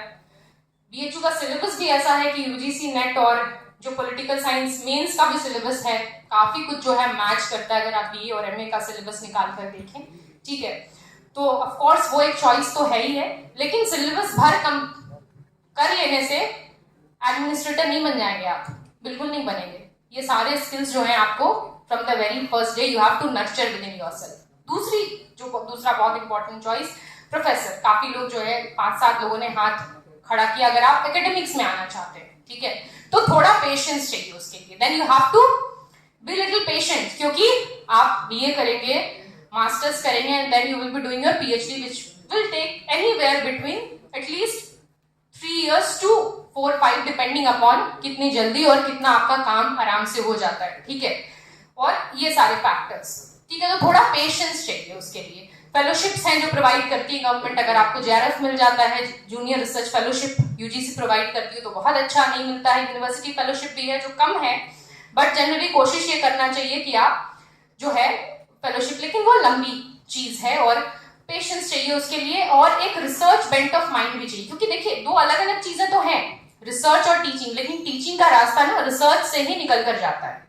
कुछ लोग होते हैं जो रिसर्च में बहुत अच्छे हों और रिसर्च में बहुत अच्छे हो, उनको टीचिंग कम एंजॉयबल लगे। कुछ लोगों को नेचुरल टीचर्स होते हैं, टीचिंग में बहुत अच्छा लगे, लेकिन जो रास्ता है वो उसी से होकर जाता है।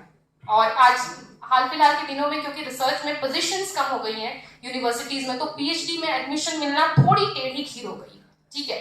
लेकिन मुझे लगता है कि अगर आपके ये स्किल्स आपके साथ हैं तो आप कर लेंगे, ठीक है, आप बिल्कुल कर लेंगे, क्योंकि नहीं केस आपको एक एग्जाम देना होता है जो यूनिवर्सिटी का एग्जाम हो जाए, या एक कॉमन एंट्रेंस टेस्ट होता है जो आपको निकालना होता है, उसके बाद then you have to interview या जीडी ग्रुप डिस्कशन कहीं कहीं पे होता है, but most of the places आपको जो है इंटरव्यू फेस करना होता है, वाइवा फेस करना होता है, जो कि मोस्टली आपके किसी स्पेसिफिक रिसर्च टॉपिक पर आपको जो है, जिस पर आपको एक प्रपोजल बनाना होता है उसके हिसाब से आपको, तो वो आपके लिए एक लंबी चीज है क्योंकि आप बीए वाले बच्चे हैं, तो बस एक सिनॉप्टिक व्यू दिया। उसके अलावा बीए के ठीक बाद जो मैं आजकल लोगों को एडवाइस करती हूँ वो ये एडवाइस करती हूँ कि अपने ना पोर्टफोलियो को डाइवर्स करो। जैसे कि आजकल इंटर्नशिप करने का बहुत चलन है, हमारे टाइम में ये सब नहीं था, पर बीए करते करते जैसे इंटर्नशाला, इस तरह के जो तमाम वेबसाइट्स हैं आप देखते हैं, मेरे कई स्टूडेंट्स ने, इनफैक्ट डीयू बीएचयू के भी कई लोगों ने जो है अलग अलग लेवल पे ना कुछ 2-3 महीने का है आप इंटर्नशिप कीजिए, जहां पर आपको कुछ राइटिंग एक्टिविटीज हैं, कई सारे ऐसे एनजीओज हैं या कई सारे ऐसे मैगजीन्स हैं, जर्नल्स हैं अलग अलग लेवल पे, जो कुछ रीडिंग राइटिंग का ना छोटा मोटा काम आपको, they might not be very well paid but they will you know give you certain deadlines जिसके अंदर आपको काम करने, कुछ लिखने, बोलने, समझने का काम करना होगा, ठीक है। तो उस तरीके की इंटर्नशिप्स आप कीजिए। और बीए के बाद आपके सामने कई सारे फेलोशिप्स हैं, जैसे गांधी फेलोशिप, पिरामल फाउंडेशन का, बहुत ऐसा नहीं कि वो सिर्फ बीए सोशल साइंसेस के लिए ओपन है, कोई भी सब्जेक्ट में अगर आप ग्रेजुएट हैं। एक भूमि फेलोशिप आती है अजीम प्रेमजी फाउंडेशन की, रूरल लेवल पे, कम्युनिटी डेवलपमेंट के लेवल पे अगर आप काम करना चाहते हैं उसके लिए वहां पर है। और अब तो कई सारे जो है जैसे chief ministers good governance fellowship है हरियाणा गवर्नमेंट का, अराउंड 50,000 दे पे, eligibility criteria most of this fellowships में BA का ही है, ठीक है। मास्टर्स करने के बाद भी कई लोग जाते हैं, कहीं 30 से लेके 50,000 के बीच में वो लोग पे करते हैं। एक जन स्वराज फेलोशिप आया है प्रशांत किशोर वाले ऑर्गेनाइजेशन का, ठीक है, दे ऑल्सो पे अराउंड 50,000 आई थिंक, ये लास्ट ईयर ही आया है, मेरे कई स्टूडेंट्स ने ज्वाइन किया है। तो आपको ना फील्ड का एक्सपोजर देते हैं, ठीक है, फील्ड का एक्सपोजर। आपने एक तो यह है कि पढ़ लिया, ठीक है, 11 महीने 12 महीने आप फील्ड में जाकर काम करते हो, gather certain kind of data, you are also fine tuned, you are also trained by the experts in their fields to think or work in a certain manner. जब तक आप मतलब ठीक है, if you are not very decisive you can definitely go for and they can provide you a very important bridge कि उसके बाद आप क्या करना चाहते हो, और हैंड्स ऑन एक्सपीरियंस के लिए ना बहुत जरूरी है। तो इस तरह के फेलोशिप जो है यू कैन, एक chief ministers fellowship Maharashtra government का भी आता है, ठीक है, एक अर्बन फेलोशिप दिल्ली सरकार का भी है, chief ministers urban development fellowship या ऐसा उसका कुछ नाम है। तो इस तरह के तमाम फेलोशिप्स हैं और उनमें वही एक रिटन टेस्ट होता है, ग्रुप डिस्कशन या इंटरव्यू काइंड ऑफ एक एलिमिनेशन का एक राउंड होता है, ठीक है। तो इसमें आपके वही स्किल्स फिर टेस्ट किए जाएंगे और अच्छी चीज है कि आपको फील्ड का या ग्राउंड का जो है एक्सपीरियंस जो है मिलता है। तो मैं अक्सर अपने स्टूडेंट्स को बोलती हूँ कि ठीक है मास्टर्स करना, अगर आप बहुत श्योर हो कि आप एकेडेमिया में आना चाहते हो करो, लेकिन even if you let's say want to be a bureaucrat और if you want to be into civil services, why not try. जैसे गुड गवर्नेंस जो फेलोशिप है हरियाणा गवर्नमेंट का, one of my students was doing that, they are paying well and then you are being acquainted with the entire administrative apparatus, किस तरीके से एक राज्य में जो ब्यूरोक्रेटिक सिस्टम है वो काम करता है, ठीक है। तो आपको हैंड्स ऑन एक्सपीरियंस, अशोका का जो यंग इंडिया फेलोशिप है वेरी रिनाउंड, उसके बारे में आप लोगों ने सुना ही होगा, ठीक है। तो लेकिन वो एलिजिबिलिटी तो बोलते हैं सब में BA, और आप देखेंगे कि जो एज अपर एज लिमिट है वो भी 25, 26, 27 साल तक वाला ही है कि मैक्सिमम BA MA या कुछ 1-2 साल का एक्सपीरियंस ऐसा ही वो ढूंढते हैं, नहीं भी है तो यू कैन जस्ट कम्पीट। लेकिन काफी कंपटीशन जो है उसमें टफ होता है। मैंने कई लोगों का मैंने प्रोफाइल निकाल कर देखा तो दे आर मोस्टली बहुत अच्छी जगह से मास्टर्स किया है, फॉरेन से मास्टर्स किया है या बहुत प्रेस्टिजियस जगह से मास्टर्स किया, नॉट टू जस्ट से कि आपकी जो एबिलिटी है उनसे कहीं कम है, ऐसा नहीं है, but then you have to make yourself at par, ठीक है। तो वो कैसे होगा, वो सिर्फ इस पढ़ाई से नहीं होगा, वो उन स्किल्स को जनरेट करके होगा जिसकी मैं बात अभी आपके साथ कर रही हूँ। देन ऑफ कोर्स बिकॉज अगर आप पॉलिटिक्स पढ़ रहे हैं तो आपको जो बेसिक निटी-ग्रिटीज हैं, जो थियोरिटिकल चीजें हैं उसका बहुत क्लियर कट जो है अंदाजा है। So you are at I think a better position to analyse your surroundings events with a particular lens. तो आप ऑफ कोर्स पॉलिटिकल एनालिस्ट या जर्नलिज्म का भी कोर्स कर सकते हैं if you have a hunch for articulation writing, तो ये काम भी आप कर सकते हैं। फ्रीलांसिंग कई लोग आजकल कर रहे हैं, अलग अलग मीडिया ग्रुप्स हैं, ऑनलाइन प्लेटफॉर्म से उनके लिए आप कंट्रीब्यूट कर सकते हैं। यू कैन स्टार्ट राइटिंग, ठीक है, and there can not be one fine day जिस दिन आपको लगेगा आप बेस्ट लिख लेंगे उसी दिन आप लिखना शुरू करेंगे, नो, स्टार्ट डूइंग, ठीक है। तो you can start contributing to those platforms.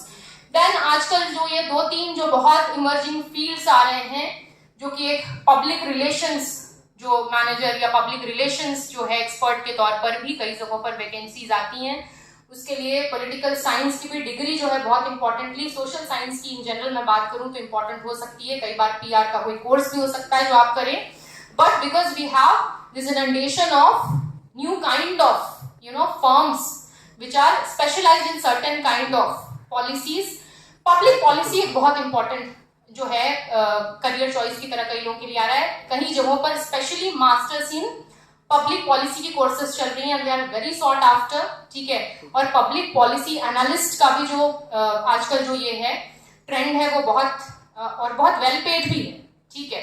Some of you might want to even go to the social sector, social work करके you can join some NGO।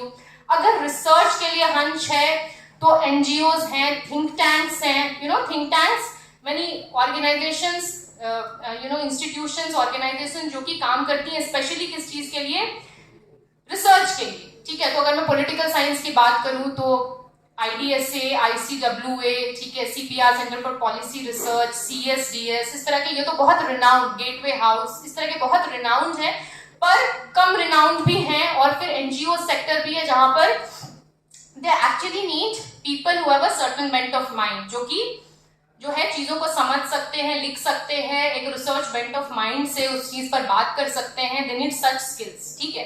एक बड़ा अच्छा फेलोशिप जो आजकल आया है पिछले कुछ सालों में, वो आया है लैम्प फेलोशिप, जो कि लेजिस्लेटिव असिस्टेंट का काम करते हैं मेंबर ऑफ पार्लियामेंट्स के लिए, ठीक है। और उसमें भी जो क्राइटेरिया है वो बीए की ही डिग्री है, ठीक है। अगर आप पॉलिटिकल साइंस में ट्रेंड है, you can do it in a better manner, क्योंकि आजकल जो पूरा ये जो लेजिस्लेशन का भी जो पूरी प्रक्रिया है उस पे आप बेसिकली किसी मेंबर ऑफ पार्लियामेंट को असिस्ट करते हैं। अब आप सोचिए कि कितना अच्छा मौका होता है अगर आप 11-12 महीने के लिए you are assisting a member of parliament, जहां पर उनको बिल ड्राफ्ट करने में या जो प्रोसीडिंग्स होती हैं लेजिस्लेचर की उसके बैक साइड में जो तमाम तरह का पेपर वर्क होता है उसके लिए, what kind of hands on experience will be very rich experience in fact, ठीक है।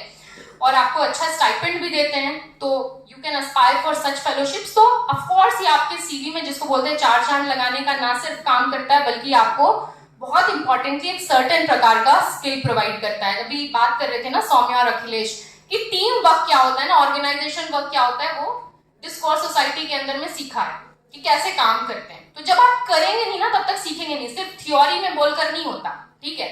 तो तभी मैं जो है स्टूडेंट्स को बोलती हूँ कि ऐसे एक्सपीरियंसेस के लिए आपको जो है कोशिश करना चाहिए, नॉट जस्ट फॉर कि भाई अल्टीमेटली हमको ये बनना है तो हम ये सब क्यों करें, नहीं। This are always multiple kind of experiences जिसके लिए आपको कोशिश करते रहनी चाहिए। तो ये सारी चीजें आजकल जो और बहुत एक चीज हुआ, क्योंकि इलेक्शन आजकल एक बड़ा प्रोफेशनल एंटरप्राइज की तरह उभर कर आया है, वो पॉलिटिकल कंसल्टेंट, इलेक्शन मैनेजर का जो आजकल पोर्टफोलियो है वो भी बहुत पॉपुलर हो रहा है। तो आईपैक जैसे ऑफ कोर्स संस्थाएं हैं जो इस तरह की अपॉर्चुनिटी प्रोवाइड करती हैं, ठीक है, कि प्रोफेशनली जो है इलेक्शन को विन करने के पीछे कई सारी ऑर्गेनाइजेशंस हैं जो काम करती हैं और वो हायर करती हैं इस तरह के लोगों को who can actually provide with them a certain kind of inputs. तो आपकी जो पॉलिटिकल साइंस की ट्रेनिंग है वो डेफिनेटली आपको एक अपर एज देती है, ठीक है। This could be a good career prospect जिस पे काम किया जा सकता है। काफी लोग जो है इसमें से लॉ को भी जो है हो सकता है, पॉलिटिकल साइंस और लॉ, क्योंकि मुझे लगता है एक कॉम्प्लीमेंटारिटी तो है ही है इन दो विषयों में। लॉ परस्यू करना अगर चाहते हैं तो वो भी आपके लिए बहुत अच्छा ऑप्शन है, और एकेडमिक्स और टीचिंग तो है ही है। नीडलेस टू सी, टीचिंग के लिए आपको नीडलेस टू से आपको बीएड और एमएड इस तरह की जो है डिग्रीज चाहिए। तो मुझे लगता है कि ये तमाम ऑप्शंस, लेकिन ये सारे ऑप्शंस ना, मैं फिर भी बोल रही हूँ, इन सारे ऑप्शंस में सिर्फ ऐसा नहीं कि आप डिग्री लेकर और अचीव कर लेंगे कुछ चीजें। इन सारे ऑप्शंस में जो इंपॉर्टेंट चीज है वो ये है कि ये स्किल सेट, जिसकी मैं बार बार बात करूँ, एक स्किल सेट जो कि आपके लिए बहुत इंपॉर्टेंट है, और आपको कंटिन्यूअस प्रयास में रहना चाहिए कि ये स्किल सेट जो है आप अपने अंदर लाएं, डेवलप करें। एक दिन में नहीं आएगा, धीरे धीरे कर कर आएगा, और उस चीज के लिए आपको सचेत रहना है, ठीक है। तो इसी बात के साथ मैं अपनी बात को रोकती हूँ और आपको वेलकम भी करती हूँ जो फर्स्ट ईयर वाले हैं उनको, कि आप इस यूनिवर्सिटी का हिस्सा बने, पार्ट बने। And let me tell you, this will be the best times of your life. This university life जो बीए का टाइम होता है, this will be the best time of your life. Make not just most use of it, make this phase the most enjoyable part of your life. Learning को भी आप जो है अच्छी तरीके से हंसते खेलते करें, और ऑफ कोर्स आपके मेंटर्स हैं आपके लिए, तमाम ये क्लब्स हैं, सोसाइटीज हैं जिसके साथ आप जुड़े रहकर अपने आप को और ज्यादा समृद्ध बना सकते हैं। All my best wishes, and this is how I would like to conclude. Thank you so much.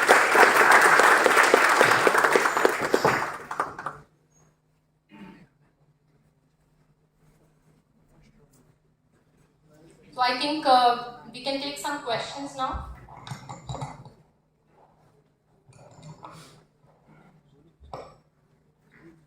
Do we have some ready-made set of questions? Okay. Or if the audience wants to ask directly, they can. Ma'am, we have some ready-made questions. But before that, I would like to inform you all that you can ask your questions directly via chats. So our volunteers Himanshu and along with him, आप लोग please collect करें अगर किसी के पास कोई भी query है जो पूछी जा सकती है। Before that ma'am we have some queries, that is आपने एड्रेस किया था इंटर्नशिप्स का इशू, तो कैसे आपके पोर्टफोलियो को डाइवर्सिफाई कर सकते हैं। So we have a question from Google Forms that is stating कि what are the major internship programs in BHU BA, और अगर आप BHU में हैं, अगर आप यहाँ पे ग्रेजुएशन कर रहे हैं, तो what are the internship programs जो आप यहाँ से रहते हुए अप्रोच कर सकते हैं, किस तरीके से इनको कर सकते हैं? I think students you will be in a better position to, I am not associated with directly the placement cell. अगर placement cell इस तरह का कुछ काम कर रहा है तो you as seniors must guide, because I am not aware कि internships यहाँ से directly provide, जितना मुझे पता है I don't know of any such scheme or this thing. लेकिन BHU को करना चाहिए जरूर, मुझे लगता है कि अगर आपकी सोसाइटीज रन करती हैं तो यू मस्ट सी, आपका प्लेसमेंट सेल भी तो चलता है, सोशल साइंसेस फैकल्टी का चलता है ना, तो जस्ट सी कि जितना मुझे पता है आई एम नॉट अवेयर कि यहाँ से डायरेक्टली इंटर्नशिप के लिए, बट डेफिनेटली मैं ये बोलूंगी कि not just, you should not be just dependent on the institutional facility which is available over here. Try making your own portfolio online, social media पे या इस तरह के जो भी प्लेटफॉर्म है वहां पर आप अपना सीवी डालो, ठीक है, and wait for the right kind of call for you to come, तो यू कैन. और देखो आपको खुद प्रयास करना पड़ेगा, जैसे मैंने बोला आपको नेटवर्किंग करनी है, ठीक है, तो नेटवर्किंग करने के लिए मतलब यू विल, आपको नेटवर्किंग ऐसे नहीं हो जाएगी, you need a certain kind of, आप किस चीज पर बात करोगे, मान लो आपके फील्ड का कोई आपको जानकार मिलता है, ठीक है, तो आपको बातचीत करने के लिए भी तो कोई कॉमन लाइन ऑफ थिंकिंग चाहिए ना, so you need to enhance your skills to also be able to network, ठीक है. आपको मान लो कि PR के फील्ड में जाना या पॉलिटिकल कंसल्टेंसी के फील्ड में जाना, जर्नलिज्म के फील्ड में जाना, ठीक है, या रिसर्च करना है, ठीक है, लेट्स से मास्टर्स करना, रिसर्च करना, कोई एकेडमिशियन आए जिनसे आपको बात करके अच्छा लगा, या you can make good contacts for future reference, ये सारी चीजें काम करती है. आप कहीं अच्छी जगह PhD भी करने जाएंगे, you will need few references, recommendation, जो कि आपको आपके फील्ड का कोई एमिनेंट व्यक्ति या आपके प्रोफेसर्स कई बार प्रोवाइड करते हैं. दिस थिंग्स डू मैटर, ठीक है. रिकमेंडेशंस, हम जॉब के लिए भी जाते हैं ना, जब हम असिस्टेंट प्रोफेसर का कहीं फॉर्म करते हैं, कल को आप भी भरेंगे, तो आपसे पूछते हैं 2 रिकमेंडेशंस, आप 2 नाम दो जो कि आपसे उनका फीडबैक लेते हैं, ठीक है, तो यू कैन मेक, तो इन चीजों पर भी आपको काम करना चाहिए, नॉट जस्ट अबाउट कि आप रोड लर्निंग कर रहे हैं, क्लासरूम लर्निंग कर रहे हैं, बल्कि आप अपना जो है ना, जिसको विस्तार कैसे कर सकते हैं, अपने विंग्स को कैसे फैला सकते हैं, how can you build your larger community of people, ठीक है, दिस इज वेरी इंपॉर्टेंट. तो उस चीज पर आपको काम करना पड़ेगा. Yes, next question.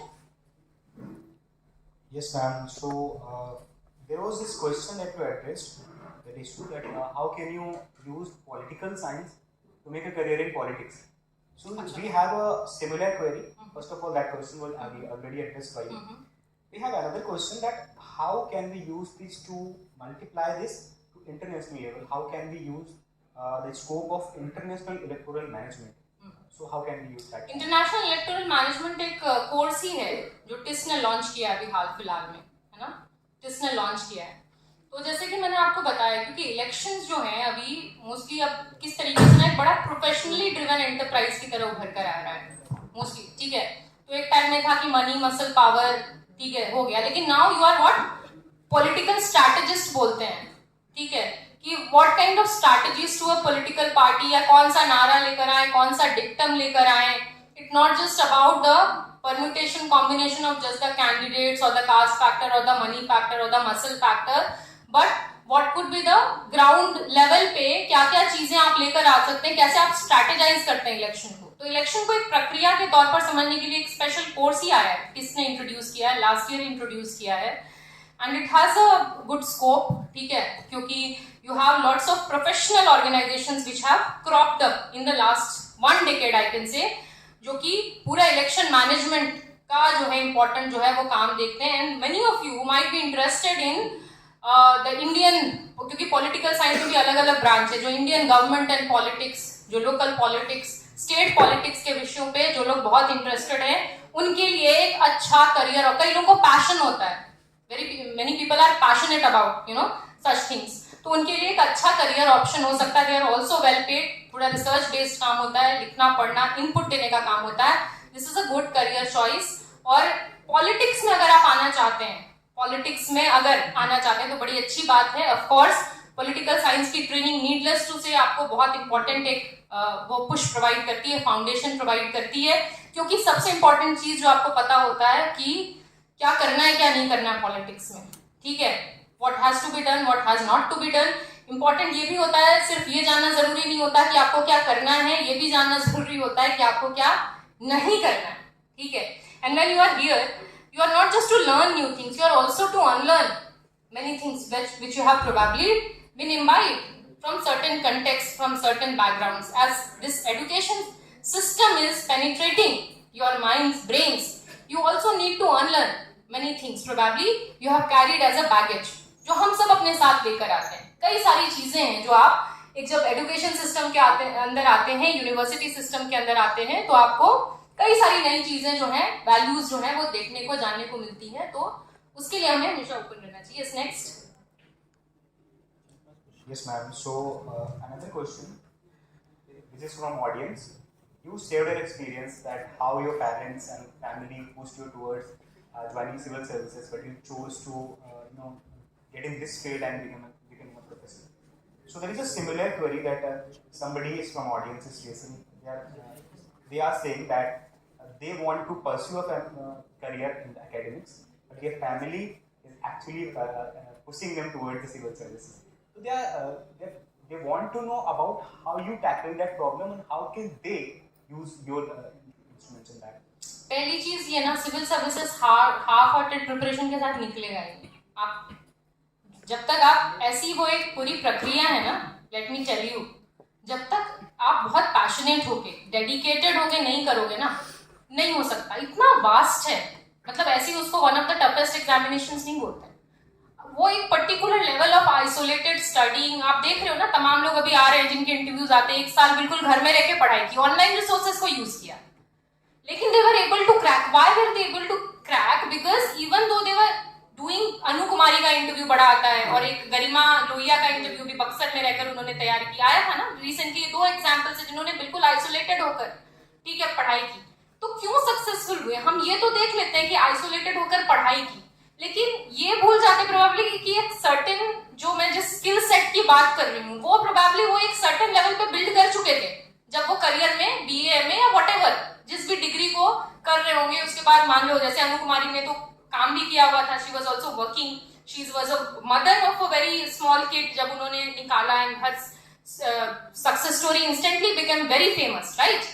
और इसी तरीके से Garima Lohia, because she was also an alumnus of Sunbeam Bhagwanpur, I got to know last year ही she crack, I think 2nd rank आया था, है ना. तो this were the success stories जो कि हम सक्सेस स्टोरीज देखते हैं, ठीक है, लेकिन आपको उसके लिए ना वो आइसोलेटेड, डेडिकेटेड, और मुझे लगता है एक सर्टेन लेवल ऑफ पैशन अगर आपको नहीं है ना, तो आप नहीं निकाल पाओगे, ठीक है. तो don't betray yourself, don't betray your parents, ठीक है. आई विल सजेस्ट कि आपको एज ए करियर ऑप्शन अगर एकेडमिया जो है वो एंचैंट करता है, अट्रैक्ट करता है, तो definitely you should pursue it and pursue it convincing your parents. वो मान जाएंगे. This is a good, dignified and very satisfying job. आपको लगता है, मतलब आप सोचो कि यहाँ शायद बैठ के मैं किसी दिन अपने मेंटोर्स को सुनती थी और आज मैं आपके साथ बात कर रही हूँ. इसलिए नहीं कि मैं किसी गौरव से भरी हुई हूँ इस चीज को लेकर, मुझे बस ये लगता है कि मैं आपसे कुछ साल पहले पैदा हुई और कुछ मैंने थोड़ा बहुत जो भी हासिल किया या थोड़ा बहुत जो भी मैंने पढ़ा, मैं आपके साथ साझा कर पा रही हूँ. This is a dream come true for me, that I am able to probably talk to my juniors in this capacity. ठीक है, this is very fulfilling, this is very satisfying. Teaching academia एक profession है ना जहां पर आपका जो self growth है ना और आपका जो ऑर्गेनाइजेशन का ग्रोथ है ना, वो इनकॉन्ग्रुअस नहीं होता, वो साथ में चलता. अगर मैं कुछ लिखती पढ़ती हूँ जो मैं आपके लिए, आपको पढ़ाने के लिए कर रही हूँ, मेरे अंदर वैल्यू एडिशन कर रहा है.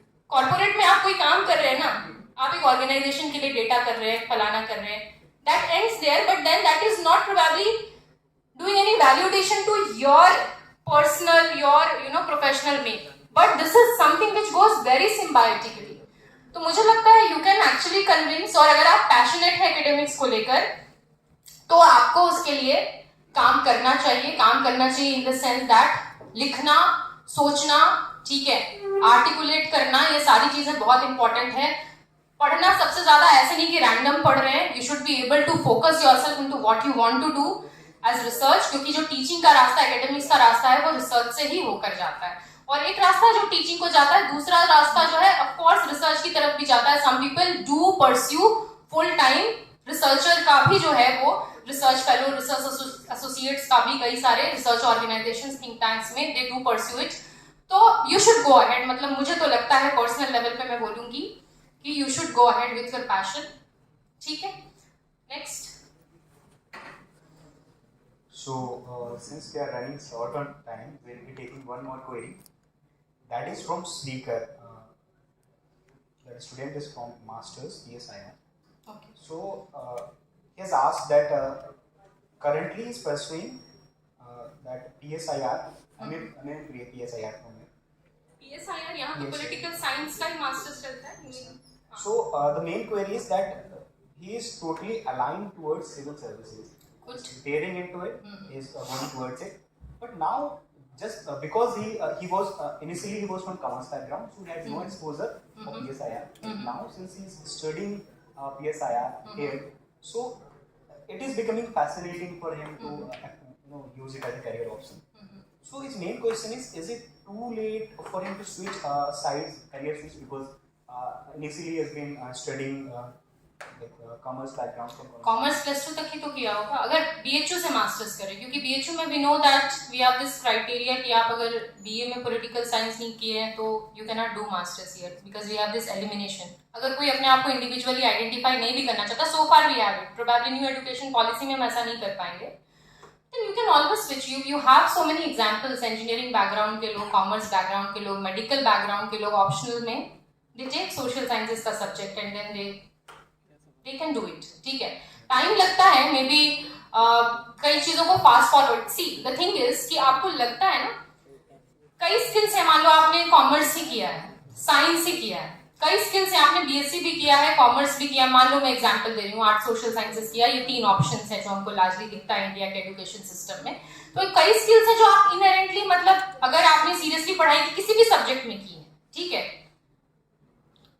Analytical skills, articulation skills, articulation as in writing and speaking, जो आपको अगर आपने सीरियसली पढ़ाई की है तो आपने ऑफ कोर्स उसको नर्चर किया ही किया है। Then you have to come to the domain knowledge, subject knowledge, ठीक है, then you can shift. It might take 1-1.5 साल का टाइम लगता है, ठीक है, जो कोर्स के हिसाब से चीजों को समझने में, बट देन आपका जो वो स्किल है वो इसके साथ में you can do it. So I don't see any as such problem, काफी लोगों ने किया है। You should not be demotivated just for the fact that you have done so far commerce और अब आप पॉलिटिकल साइंस करना चाह रहे हैं। No, I don't think so. You can always do it and if you are, I think, passionate enough, motivated enough, concentrated enough, you will be able to actually crack it. वो confidence जो है वो जरूरी होता है कि हाँ आप इस चीज के लिए हैं और आपको ये लगता है कि इस चीज के लिए है, तो डेफिनेटली, ठीक है। Thank you, ma'am. Okay. We are done with the queries. Okay, thank you so much for your A attention. huge round of applause for ma'am.